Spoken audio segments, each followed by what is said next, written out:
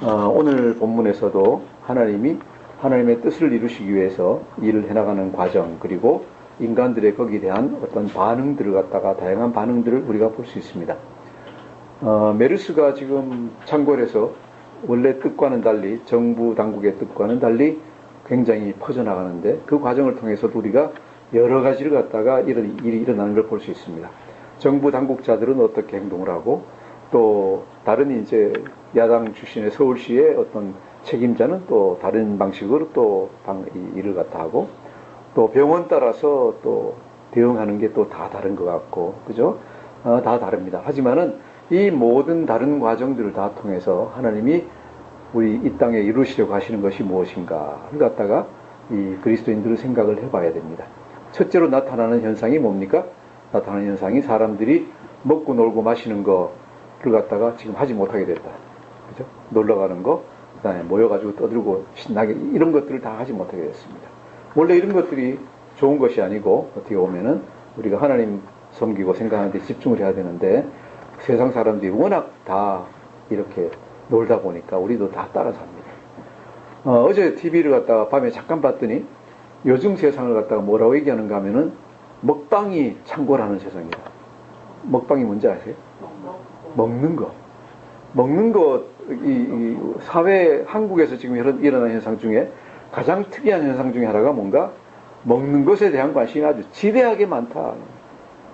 세계 어느 나라에서 이렇게 그냥 눈만 뜨고 나면은 사람들이 전부 다 먹는 거에 대해서 다 집중을 하느냐. 그죠? TV도 그렇고, 뭐 모든 게 먹는 거 투성이잖아요? 먹는 거하고 요새 스포츠 빼면은 뭐 없는 것 같아요. 그래서 그 외국 사람들이 한국 와서 보고 너무 놀란대요. 왜 이렇게 한국 사람들은 먹는 거에 집중을 하느냐. 그러는데, 이 사회 심리학적으로 분석을 하는데, 왜 그렇게 집중을 하겠습니까?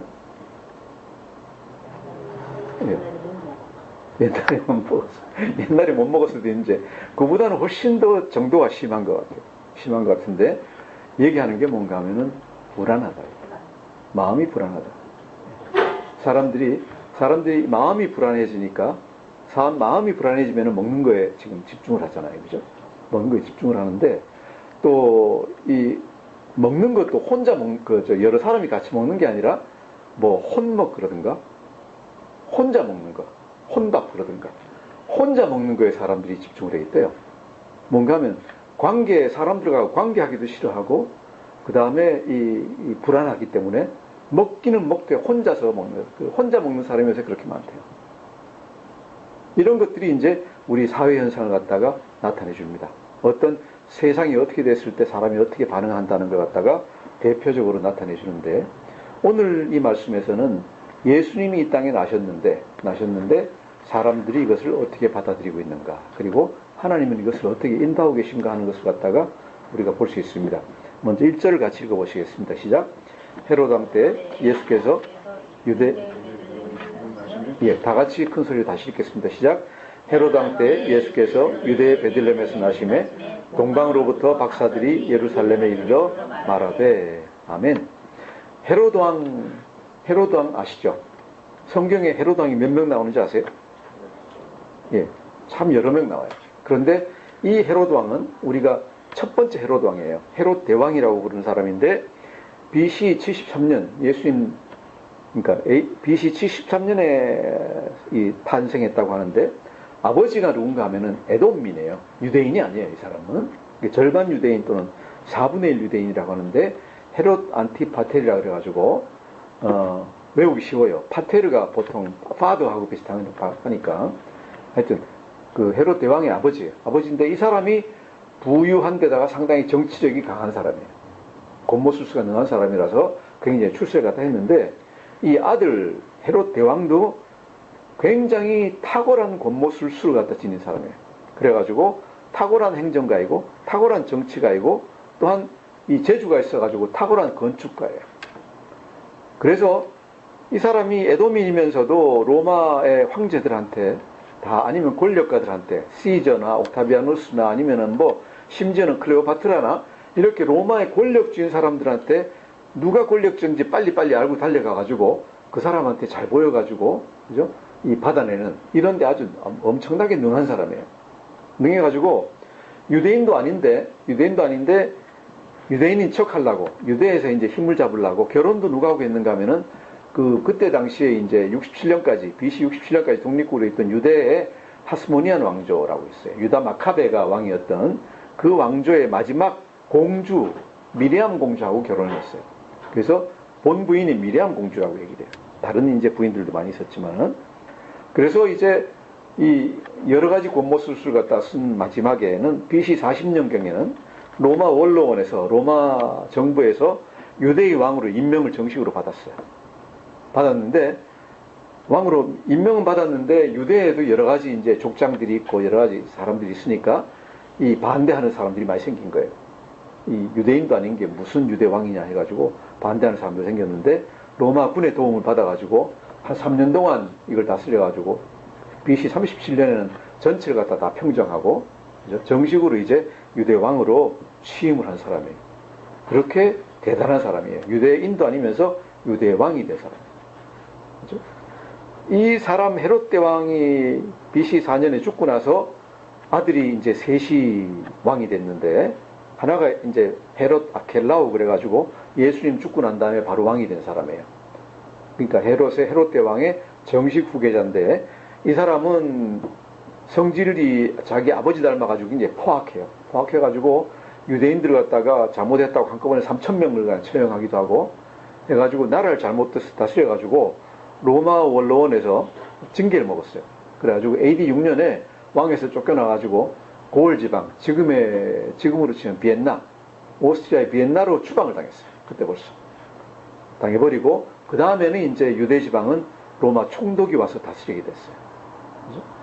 그리고 이제 그 두 번째 아들은 이제 분봉왕 헤롯이라고 하는데, 분봉왕 헤롯. 이것이, 이 사람이 누군가 하면은 예수님 살아계실 때 이제 주로 있던 그 왕이에요. 왕인데, 그 세례 요한을 갖다 목벤, 그죠? 이 왕인데, 이 사람은 여기 나오는 헤롯 대왕의 아들이에요. 아들. 이 사람은 이제 AD 37년까지 다스리다가 이 사람도 이제 쫓겨나가지고, 요새 불란서 남부 지방으로 이제 또 세느 지방 그쪽으로 이제 또 추방을 당했어요. 그 다음에 이제 아들이 있는 게 빌립이라고 있는, 헤롯 빌립이라고 있는데, 이 사람은 이두레 지방이라고 그래가지고 저쪽에 유대 동북부 쪽에 있는 지방에 이제 왕으로 명령받았고, 그 다음 참고로 얘기하면 사도행전 12장 보면은 헤롯 왕이 거기에 또 나와요. 아그리빠 왕이라고 나오는데, 아그리빠 왕. 이 사람들이 누군가 하면은 그 야곱을 갖다가 이제 처형해가지고 순교를 갖다 시키고 한 사람이에요. 이 사람은 누군가 하면은 헤롯 대왕의 원래 맏아들이 아리스토블루스라고 있는데, 헤롯 대왕이 얼마나 의심이 많고 정적을 갖다가 두려워하고 그런 사람인지 마지막에는 아들 둘까지 죽였어요. 그죠? 아들들이 자기보다 인기가 많아지니까, 이 아들이 날 갖다가 쫓아내고 왕이 될까 싶어가지고 아들을 갖다 둘씩이나 죽였어요. 근데 죽은 아들 중에 하나예요. 본부인에서 난 아들인데, 그 아들의 아들이 헤롯 아그리빠라는 왕이에요.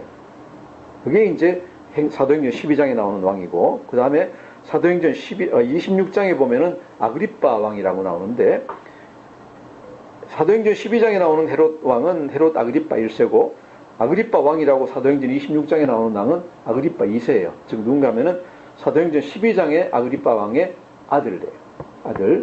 그래서 이 성경이 이렇게 수많은 이제 헤롯이 나온다 하는 걸 갖다가 아시고 하나하나 좀 이제 그 분별해서 보시면 좋겠습니다. 여기서 우리가 생각해야 되는 게 뭔가 하면은, 하나 생각하는 것은 헤롯 대왕이 제가 몇 년에 죽었다 그랬죠? 네? BC 4년. 예수님은 언제 태어나셨죠? 예. AD 제로잖아요. 예. 자, 그럼 어떻게 되죠? 예수님은 AD 제로에 태어나셨으면은, 헤롯은 BC 4년에 죽었으면은, 예수님이 헤롯 대왕 때 태어나면 안 되잖아요. 맞습니까? 예. 근데 성경에 어떻게 돼 있어요? 헤롯 대왕 때 태어났어요. 그래?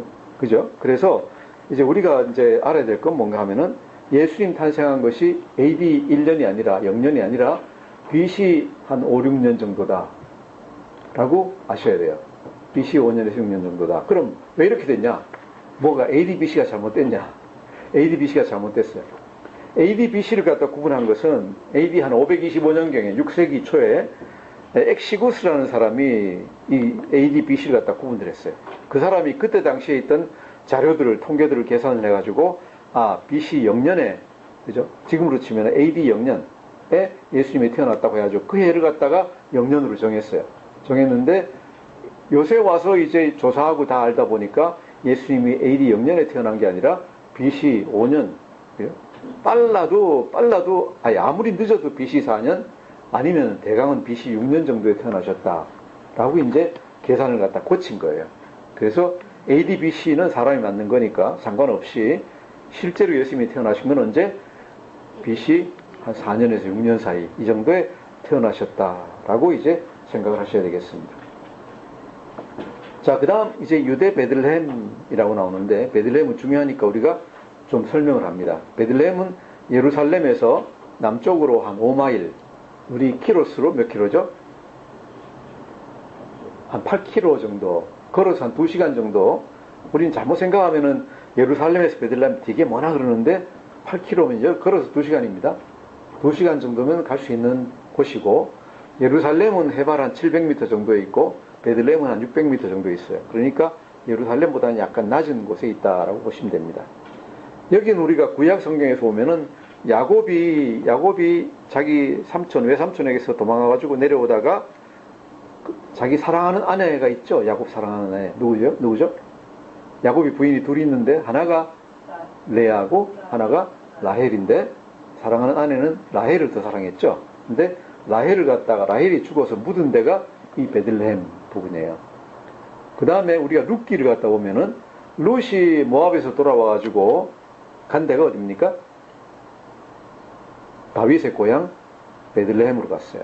그래서 룻이 보아스를 만난 데가 베들레헴이에요. 또 베들레헴은 누구의 고향이죠? 예수님 전에 예수님의 조상 다윗 왕의 고향이에요. 그래서 사무엘상에 나오는 다윗이 나고 자란 곳이 다 베들레헴이에요. 그죠? 우리가 성경을 보면서 조금씩 읽지만은 다 잊어버려요.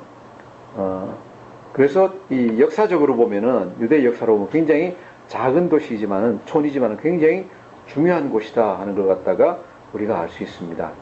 알 수 있고, 그래서 이 베들레헴은 작지만은 이 사람들이 잘 기억하는 동네입니다. 그리고 유대에는 이제 베들레헴이 한 군데 더 있어요. 유대가 아니라 유대 지방에는 베들레헴이 한 군데 더 있는데, 어딘가 하면 유대 지방에 스불론 있죠? 갈릴리 밑에 스불론이라고 있는데, 스불론 지방에 또 베들레헴이 또 있어요. 그래서 이스라엘 사람들이 베들레헴을 얘기할 때 유대 베들레헴 그러는 건 뭔가 하면 스불론의 베들레헴하고 구분해서 얘기하려고, 그죠? 그냥 베들레헴 그러면 어디야? 그러는 거하고 똑같아요. 스불론도 아니고 유대에 있는 곳이다 해가지고 얘기가 다 하고 있습니다. 또 1절에 나오는 한 가지 더, 동방이라고 하면은 동방이 어딘가? 일반적으로 학자들은 동방을 바벨론 부근으로 추정을 갖다 합니다. 바벨론으로 추정을 하는데, 바벨론은 그 거리가, 여행에 오는 게 이제 위로 좀 사막을 피해서 잠깐 위로 하란 쪽으로 올라갔다 도로 내려와야 되기 때문에 거리가 한 유대에서 한 1600km 정도 된다고 합니다. 1600km. 그래서 1600km를 갖다가 짐 가지고 걸어오려면 시간이 얼마나 걸릴까요? 뭐 대강 계산해 보면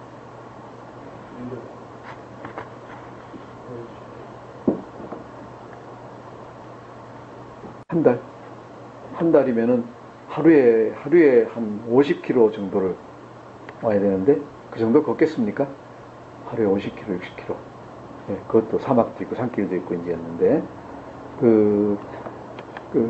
바벨론 유수 마지막에 유대인들이 귀환할 때 보면은, 기록을 보면 대강 그건 물론 이제 그 사람들이 많고 짐도 많고 그러니까 그렇지만은 한 4개월 정도 걸렸다 그래요. 4개월 걸렸다 그러는데, 빨리 오더라도 보기 한 달 반이나 2달까지 걸리지 않았을까 하는 생각이 듭니다. 그래서 이 생각들 갖고 우리가 그냥 단순히 동방으로부터 박사들이 예루살렘에 이르러라고 얘기를 하는데, 여기서 보면 동방에서 박사들은 보통 얘기할 때 어떤 점성가나 천문학자든지 아니면 어떤 분은 왕이라고 얘기하는데, 여하튼 왕이든 천문학자든 간에 이 사람들이 별을 보고 베들레헴까지 예루살렘까지 오는 것이 그렇게 이웃 동네에서 그냥 별 보고 와 달려온 거 아니다라는 걸 알 수 있습니다. 그죠? 적어도 갔다 왔다 하면 적어도 3달, 4달 걸리는데, 그, 가는 날, 오는 날 위해 가지고 장비 준비하고 다 준비하고, 또 나중에 뭐 선물 준비하고, 또 가족들하고 또 인사하고, 또 뭐 업무 또 인수인계하고 올라 그러면은 시간이 꽤 걸렸겠죠. 그죠? 꽤 걸렸겠습니다. 그래서 별 보고 왔을 때까지 적어도 2달 이상 걸렸고, 그 사람들이 큰 마음 먹고 왔다. 그냥 온 게 아니라 아주 큰 마음 먹고 왔다 하는 것을 갖다가 알 수 있습니다. 즉, 동방의 박사들은 그렇게 그냥 가볍게 짐 싸가지고, hey, let's go. 그냥 가자 해가지고 온 게 아니라, 하루 저녁에 온 게 아니라, 보고 나서 어떡할까? 가자. 가려면 어떻게 해야 되느냐? 오랜 기간 준비해가지고 아주 큰 마음 먹고 왔다 하는 것 같다 우리가 알 수 있습니다. 예. 그 다음 2절, 3절 한번 읽어보겠습니다. 시작. 유대인들의 왕으로 나시니가 어디 계시냐? 우리가 동방에서 그의 별을 보고 그에게 경배하러 왔노라 하니 헤롯 왕과 온 예루살렘이 듣고 소동한지라. 아멘. 유대인의 왕으로 나시니가 어디냐? 그 사람들이 이 별이 무엇을 뜻하는지를 갖다 생각을 했을 때 유대인의 아주 유대의 그냥 왕도 아니라 큰 왕이 아니면은 이렇게 별이 나타날 리가 없다라고 해석을 했다는 얘기입니다. 유대의 왕 중에도 아주 큰 왕이 나왔다. 큰 왕이 태어났다. 그래서 우리가 동방에서부터 그 별을 보고 이 아주 위대한 왕이 누구인지를 갖다가 보기 위해서 왔습니다. 얘기를 한 겁니다. 자, 별을 갖다 봤다 그러는데 별이 뭘까요? 과학적으로 이게 되는 얘기입니까? 그죠? 여러분, 케플러라는 이 천문학자 아시죠? 케플러 행성을 갖다 처음 발견한 사람인데, 케플러는 뭐라고 이걸 해석했는가 하면은, 예를 들어 가지고 화성하고 금성이 2개가 겹쳤다, 목성이. 그래서 굉장히 밝게 됐다. 라는 그런 식으로 이제 얘기도 하고, 왜냐하면 그 사람은 옛날식까지 계산을 잘하니까 그때 당시에 그런 일이 벌어졌을 거다라고 이제 생각을 했고, 아니면은 또 다른 것은 초신성 아니냐. 슈퍼노바 아시죠? 슈퍼노바. 뭔지 아십니까? 슈퍼노바는 별이 갑자기 예를 들어 태양 같은 별이 나중에 늙어가지고 쭈그러들다 갑자기 폭발해버리는 거예요. 폭발해버려가지고 그 밝기가 갑자기 수십만 배로 밝기가 굉장히 밝아지는 거예요. 그래서 몇백 광년, 몇천 광년, 몇억 광년 떨어진 데서도 그 빛을 갖다 볼 수가 있어요. 볼 수가 있는데 왜 초신성 얘기를 갖다 했느냐? 케플러가 생각을 해보니까 옛날 기록들을 보니까 그런 게 나오더라 하는 얘기죠. 또 구체적으로 동양에 보면은 옛날 중국의 그 점성술사 관찰자들이 본 기록이 남아있어요. AD 4년에서 5년경에 초신성이 나타나가지고 그 사람들 객성 그러죠. 갑자기 하늘에 밝은 빛이 비치고 별이 나타나가지고 한 70일 동안 있었다라는 기록이 있다 그래요. 그래서 초신성 아니냐라고도 생각을 하고, 또 다른 어떤 분들은 그냥 다 그런 게 아니라 초자연적인 하나님의 역사이다라고 설명하는 사람도 있습니다. 어찌되었건 간에 우리는 별이 나타나서 박사들을 갖다가 인도했다라는 것 갖다 볼 수 있습니다. 다른 한편으로 생각하면 그 별을 갖다가 박사들만 봤을까요? 그렇게 밝은 별을 박사들만 봤을까요? 아닐 거예요. 다른 사람들도 다 봤을 거예요. 그런데 왜 박사들만 찾아왔죠? 유대 사람들은 왜 놀라지 않았죠? 왜 그렇게 됐을까요? 우리가 생각할 것은 뭔가 하면은, 아무리 밝은 별이 나타나도 그 의미는 누구에게만 보인다? 찾는 사람에게만 보인다. 찾는 사람. 그 의미를 찾고 그냥 아무 생각 없이 보고 있는 사람한테는 전혀 아무 의미가 없어. 밝은 별이 하나 태어났구나. 생겨났구나. 라고 하는데, 박사들은 항상 하늘의 징조를 갖다 보고 어떤 것인가 갖다 생각을 하니까 아주 밝은 별을 보고 열심히 기도하면서 해석해 보니까 유대의 아주 동방에, 그러니까 그쪽에서 뭐 서방이죠. 서방에 아주 밝은 별이 생겨났는데 유대 지방에 큰 왕이 나신 모양이다 라고 해가지고 초청합니다. 그게 다른 것일 수도 있겠습니다. 하지만은 그 사람들은 거기에 집중해서 항상 생각을 하고 있다. 우리 항상 얘기를 하죠. 찬스는 항상 기다리는 사람에게 온다. 그죠? 누구에게나 다 찬스는 오지만은, 기회는 주어지지만은 기다리는 사람만이 그것을 붙잡을 수 있다. 찬스에는 앞머리카락이 있고 뒤에는 머리카락이 없다. 그 얘기 들으셨죠? 들으셨습니까? 네. 기회, 사람들마다 기회가 주어지는데 기회는 어디서 붙잡을 수 있느냐? 달려올 때, 기회가 달려올 때 앞에서 붙잡아야 되지 뒤에서 못 붙잡는데요. 왜? 앞에는 머리카락이 있는데 뒤에는 머리카락이 없지 반질반질하대요. 그 뒤에는 잡아봤자 그냥 흘러내린대요. 그래서 항상 준비하고 있어야 된다. 그렇죠? 우리가 세상에 살 때도 다 그렇지만은 하나님 만나는 것도 준비하면서 기도하고 있을 때 하나님 만날 수 있지. 안 그러면은 만날 수가 없다 하는 걸 갖다 볼 수 있습니다. 자, 이렇게 그 박사들이 얘기하니까 3절에 뭐라 그럽니까? 헤로드 왕과 온 예루살렘이 듣고 소동한지라. 뭐예요? 이게 무슨 소리야? 그죠? 유대에 큰 왕이 났다니. 큰 왕이라는 건 뭐예요? 이 사람들은 기름 부음 받은 자를 얘기하는데 우리말로 하면 그리스도예요. 큰 왕이 아니면 큰 예언자가 태어났다니. 이게 누구냐? 헤롯 대왕이 볼 때는 안 그래도 자기 정통성이 에돔인이 유대의 왕이 돼가지고 불안해 죽겠는데 아들까지 죽이면서 자기가 지금 왕을 하고 있는데 갑자기 왕이 태어났다니까 얼마나 불안하겠습니까? 마음이 불안합니다. 그죠? 불안하고 또 다른 많은 동네 사람들도 이거 무슨 정치적으로 무슨 격변 생기는 거 아니야? 해가지고 이제 전부 다 소동을 하고 있습니다. 소동을 하고 있어가지고 즉시 어떻게 합니까? 즉각 조사에 들어갑니다. 사람들이 백성 위하는 데는 이번에도 봤죠. 백성 위하는 일에는 되게 느려요. 뭐 따질 거 다 따지고 하는데 자기 이익에 관한 거라면은 그냥 번개같이 그냥 행동하는 거 보셨잖아요. 여기도 마찬가지예요. 번개같이 이제 행동하는 어떻게 행동을 해요? 4절에서 6절입니다. 같이 읽겠습니다. 시작.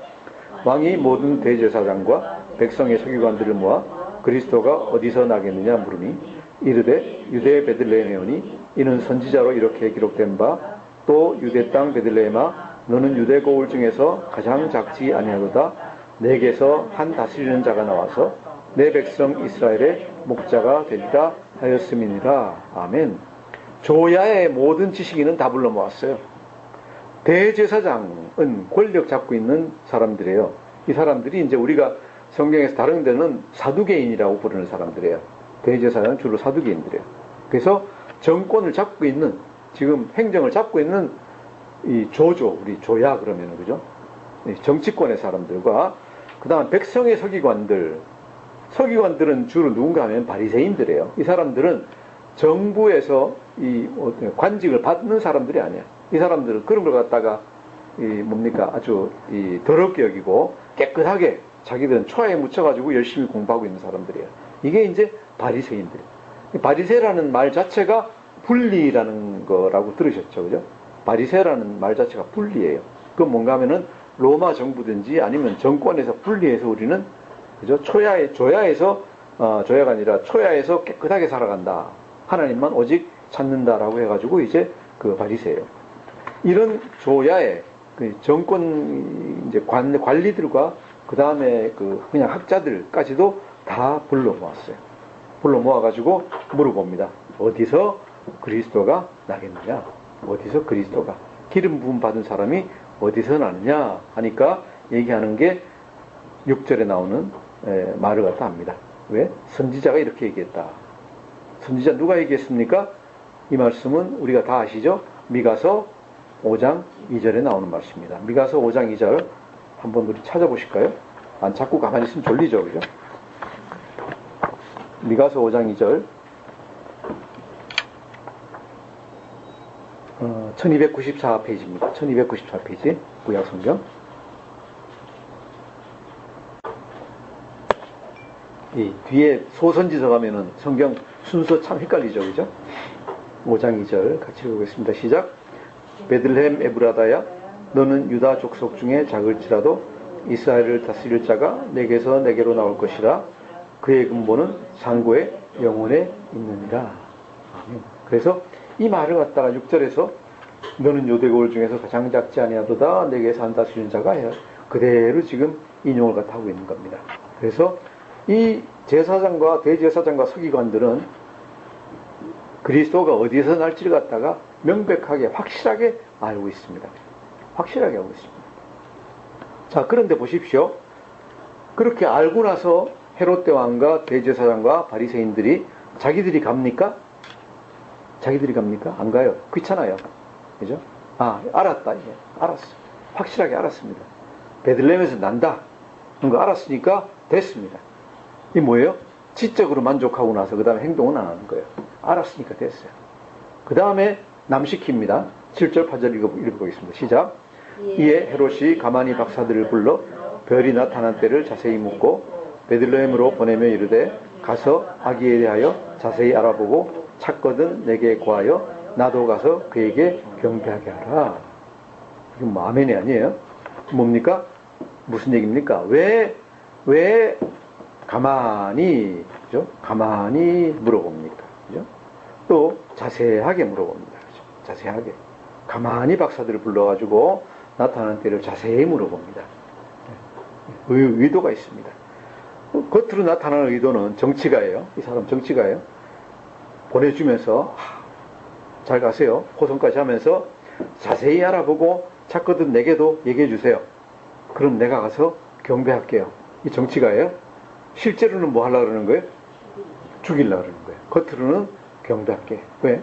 박사들이 경배하러 온 거 아니까 난 죽이려고 그런다 그러면 박사들이 얘기할 리가 없잖아요. 할 리 없으니까 이렇게 얘기하는 거예요. 정치가는 이렇게 앞과 뒤가 달라요. 요새도 마찬가지죠? 정치가는 앞과 뒤가 다 다른 걸 갖다 알 수 있습니다. 박사들은 그렇지만은 이 학자들은 순진합니다. 순진해가지고 얘기를 듣습니다. 9절에서 11절까지 읽어보겠습니다. 시작.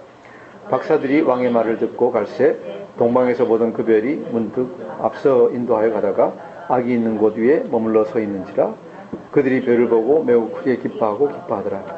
집에 들어와 아기와 그의 어머니 마리아가 함께 있는 것을 보고 엎드려 아기께 경배하고 보배합을 열어 황금과 유향과 모략을 예물로 드리니라.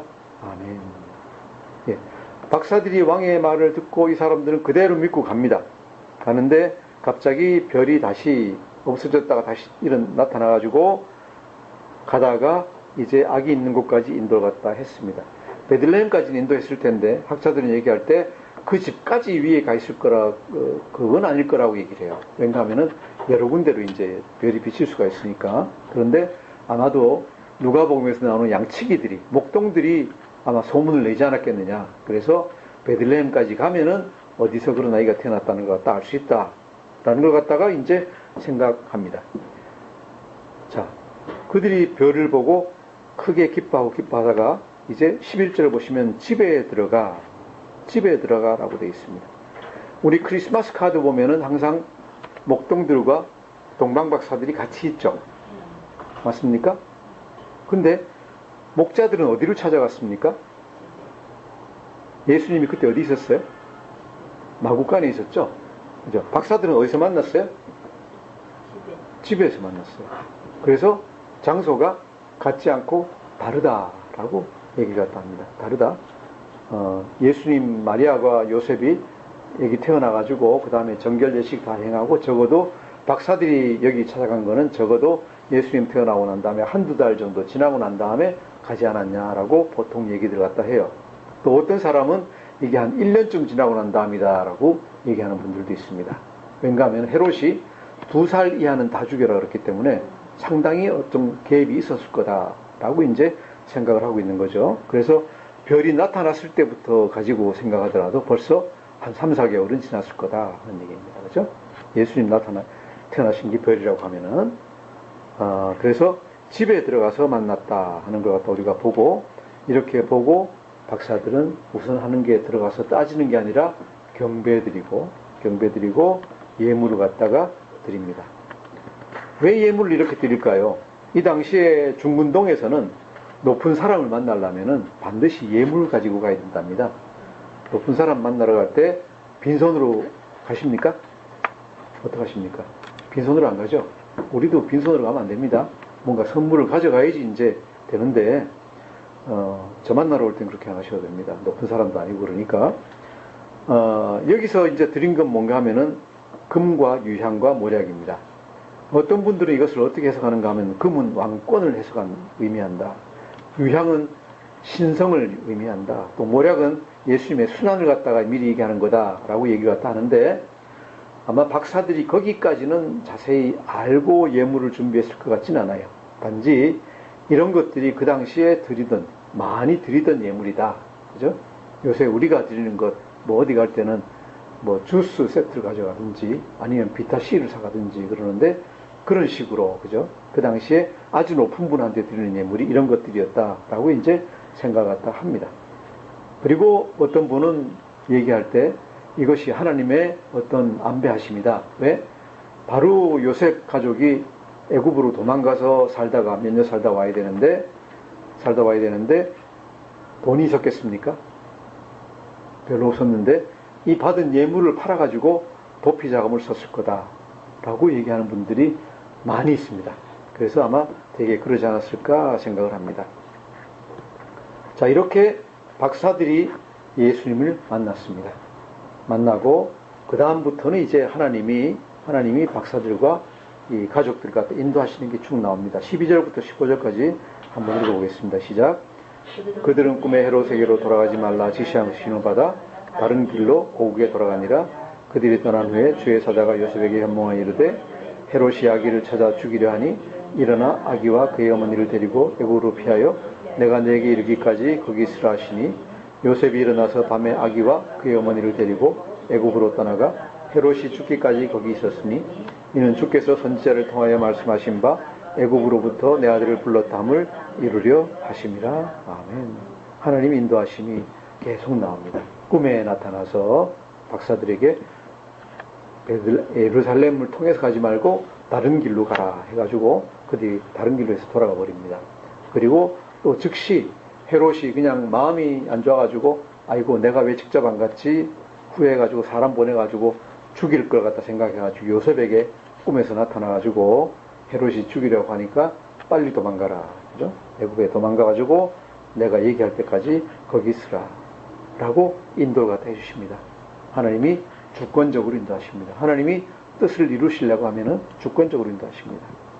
그리고 보면은 16절에 보시면은 헤롯이 2살 아래 아기들을 갖다 다 죽이게 합니다. 다 죽이게 합니다. 이 당시에 베들레헴에 사람이 그렇게 많지가 않아가지고 학자들 얘기로는 보통 한 10명에서 20명 정도가 죽었을 거라고 생각합니다. 그 당시에 이 인구 분포로 봤을 때.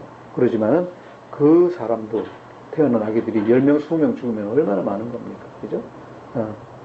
아마 그 동네가 정말로 다 슬퍼했을 것 같아요. 예. 이어서 또한 19절, 23절에서도 하나님의 인도하심이 계속 나타납니다. 계속 읽어보겠습니다. 시작. 헤롯이 죽은 후에 주의 사자가 애굽에서 요셉에게 현몽하여 이르되 일어나 아기와 그의 어머니를 데리고 이스라엘 땅으로 가라. 아기의 목숨을 찾던 자들이 죽었느니라 하시니 요셉이 일어나 아기와 그의 어머니를 데리고 이스라엘 땅으로 들어가니라. 그러나 아켈라오가 그의 아버지 헤롯을 이어 유대의 임금됨을 듣고 거기로 가기를 무서워하더니 꿈에 지시하심을 받아 갈릴리 지방으로 떠나가 나사렛이라는 동네에 가서 사니 이는 선지자로 하신 말씀에 나사렛 사람이라 칭하리라 하심을 이루려 함이러라. 아멘. 나사렛 사람 멸시하는 말입니다. 나사렛 사람. 예수님을 이사야서에 보시면은 볼품도 없고, 그죠? 생기지도 않고, 그죠? 뭐 별로 잘난 게 없이 보이는 사람입니다. 그래서 여기서 이제 상징적으로 나사렛 사람, 영 볼품 없는 사람이라는 것을 갖다 얘기하고 나사렛이라는 동네 자체도 영 볼품 없는 동네입니다. 성경에 나오지도 않고 별로 어떤 의미도 없는 동네입니다. 예수님이 그렇게 정말로 볼품 없는 땅, 볼품 없는 곳에서 자라시고 이사하시는 것 같다 봅니다. 자, 본문을 오늘 쭉 보면서 시작할 때 얘기한 대로 사람들은 어떻게 예수님께로 인도하심을 받습니까? 그죠? 어떻게 우리 여러분들이 원하시는 게 뭡니까? 예수님 만나시기 원하시죠? 만나시기 원하시죠? 어떻게 만날 수 있습니까? 다른 사람들 만난 거 얘기 듣고 그대로 따라 사면 될까요? 오늘 보면은요, 예수님 만날 찬스가 있었던 분들이 몇 사람들이 있어요. 먼저 헤롯 대왕이에요. 그죠? 헤롯 대왕. 예수님 만날 찬스가 있었는데 이 사람을 만나면은 아주 저주받았을 거예요. 왜? 예수님 죽였을 테니까. 그죠? 그래서 알더라도 나쁜 의도를 가지고 있는 사람은 이건 안 돼요. 이런 사람들하고는 우리가 섞이면 안 돼요. 그죠? 이단들한테 아무리 예수님에 대해서 얘기해봤자 그 사람들 그걸 뭘로 써요? 우리한테 대해서 반격할 재료로만 써요. 그래서 그 사람들한테는 얘기할 필요가 없어요. 안 믿으려는 사람한테는 얘기할 필요가 없어요. 그 다음 두 번째 사람들은 서기관과 바리새인들이에요. 서기관과 바리새인들인데 이 사람들은 성경을 잘 알아요. 잘 알고 기름 부은 자가 누구다 하는 것도 잘 알아요. 메시아다, 그리스도다 하는 걸 갖다 알아요. 성경 말씀에서 알았고, 또 이 박사들이 와서 얘기를 했으니까 그 장소까지 알고 태어났다는 것도 알 수 있었어요. 알 수 있었는데, 첫째로 뭔가 하면은, 에이, 그 사람들이 뭐 점쳐가지고 안 거 엉터리겠지 생각이에요. 또 두 번째로, 이 사람들은 나태해요. 나태해가지고, 그러더라도 가서 확인할 수 있는데 확인했나요? 확인 전혀 안 해요. 그냥 자기 생각에 아닐 거다 생각하면 그걸로 끝이에요. 그래서 우리가 보면은요, 지식이 그 사람을 갖다가 예수님께로 인도해 주잖아요. 성경에 이쪽으로 가면 예수님께로 갈 수 있습니다라고 분명히 많이 적혀 있는데, 하나님께로 가까이 가고 하나님께로 인도하심을 받아라고 얘기되어 있는데 안 갑니다. 왜? 아니, 그거 뭐 책에 되어 있는데 진짜 그렇게 될까? 예? 그리고 하려고 그러니까 귀찮고 힘들어요. 그러면 안 하는 거예요. 그죠? 안 하는 거예요. 가볍게 생각하고 믿잖아요. 그죠? 이 경건하다는 서기관 바리새인들도 전혀 움직이지 않았어요. 그래서 제가 다시 얘기하지만은 지적으로 아는 것만 가지고는 전혀 소용이 없어요. 기본적으로 뭐가 있어야 됩니까? 박사들 같이 뭔가가 있어야 돼요. 뭐예요? 아까 얘기했지만은 바라는 마음, 갈망하는 마음, 항상 찾는 마음이 있어야 돼요. 그죠? 제가 여러분에게 항상 얘기할 때 갈증을 가지십시오. 갈망하십시오. 라고 얘기하는 건 뭔가 하면은 뭔가를 갖다 찾으면은 찾는다고 뭐 하겠습니까? 그냥 아무것도 안 하면 아무 소용 없습니다. 내가 알면은 다 하겠습니다. 그러면은 가르쳐 드리겠는데 아무리 가르쳐 줘도 안 하는 거예요. 무슨 소용이 있습니까? 그죠? 예. 박사들은 1600km 떨어진 데서도 별만 보고도 왔는데 이 사람들은 성경에 적혀 있는 거 박사들이 말 듣고도 안 가는 거예요. 이 갈증이 없고 갈망이 없으면은요, 아무리 알아봤자 소용없다. 없다. 그래서 갈증과 갈망이 없을 때는 기도와 정말로 무릎 꿇고 앉아서 내 마음을 하나님이 고쳐주셔가지고 내가 갈증을 가지고 갈망을 갖다 가지고 나갈 수 있도록 돼야 됩니다. 박사들은 어떤 사람이에요? 하나님 찾는 사람들이 있어요. 멀리 바벨론에서 1600km 떨어진 데서 별을 통해서 하나님 인도하심을 받았어요. 그죠? 뭘 통해서? 뭘 통해서? 별을 통해서. 별을 통해서. 이 사람들의 직업이 뭐예요? 점성술사예요. 요새로 지금 천문학자예요.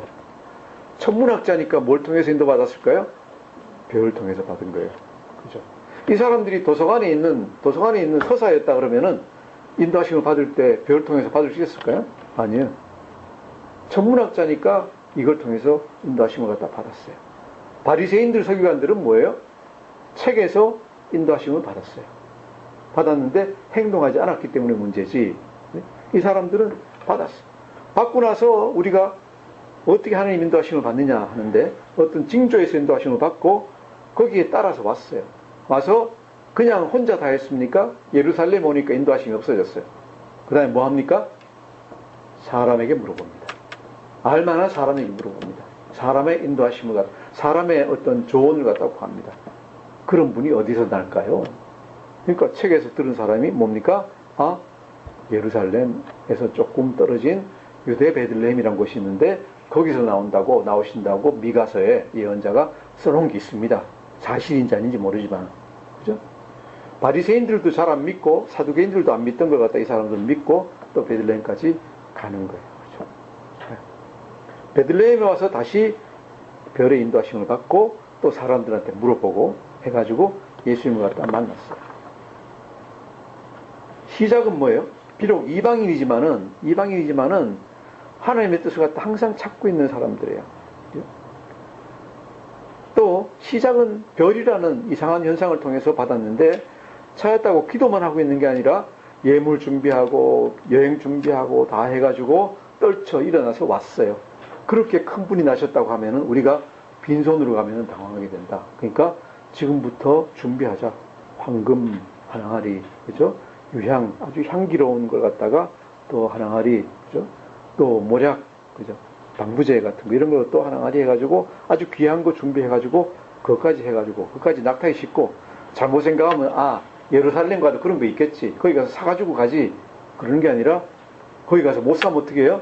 자기 있는 데서 다 사가지고 준비해가지고 낙타 등에 싣고 그 무거운 짐을 가지고 떨쳐나선 거. 그래가지고 오면서 계속 그죠? 한 걸음 한 걸음 처음에 베들레헴 어떤 집에 있다는 거 몰랐잖아요. 그죠? 우리 인도하심도 그래요. 처음에 인도하심 받을 때는 궁극적으로 어디 가야 될지 몰라요. 우리는 어떻게 인도하심을 받습니까? 그죠? 내 발에, 그죠? 비친 이도.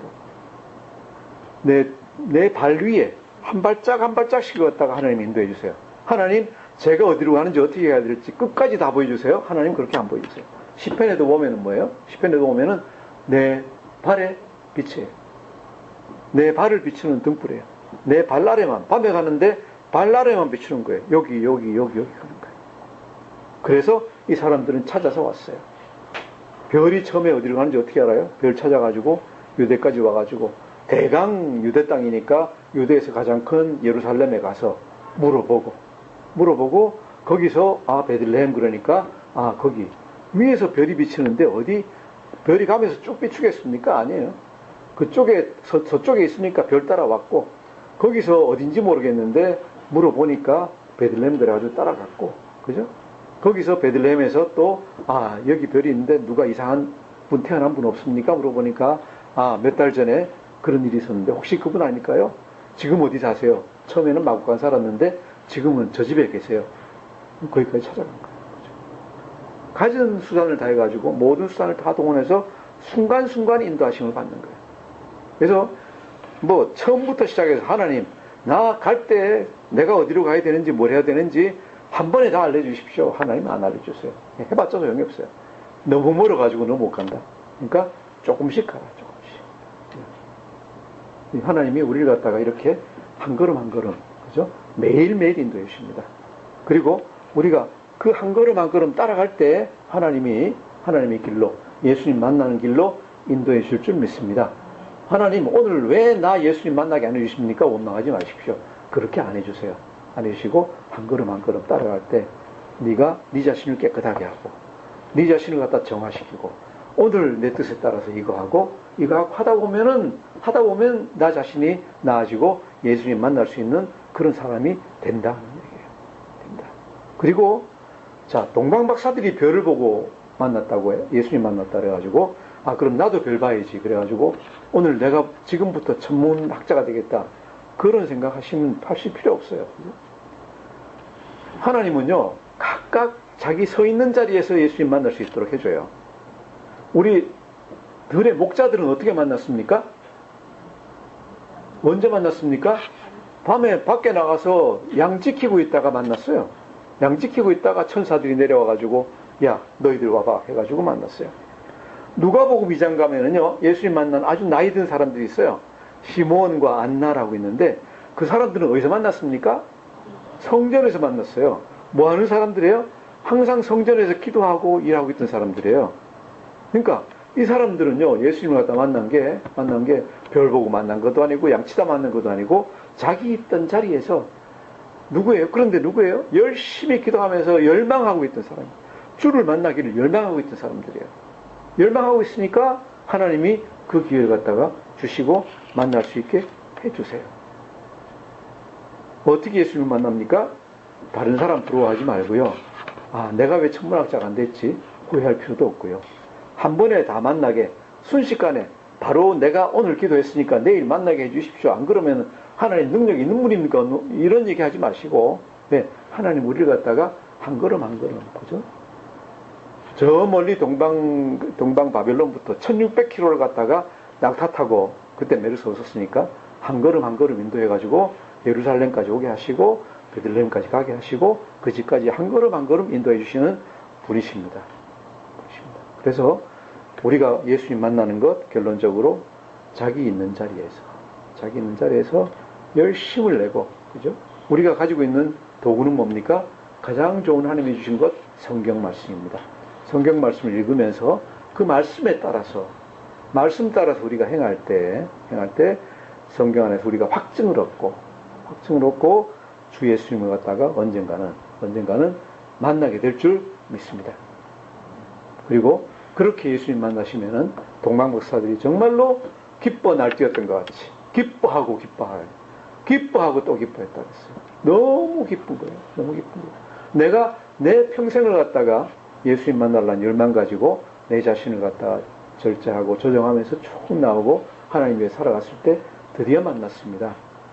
설사 내가 오늘 내일 못 만나고 내가 죽는 자리에서 죽기 바로 직전에 만나면 어떻습니까? 그죠? 만났다는 그 자체만 해도 너무 기쁜 겁니다.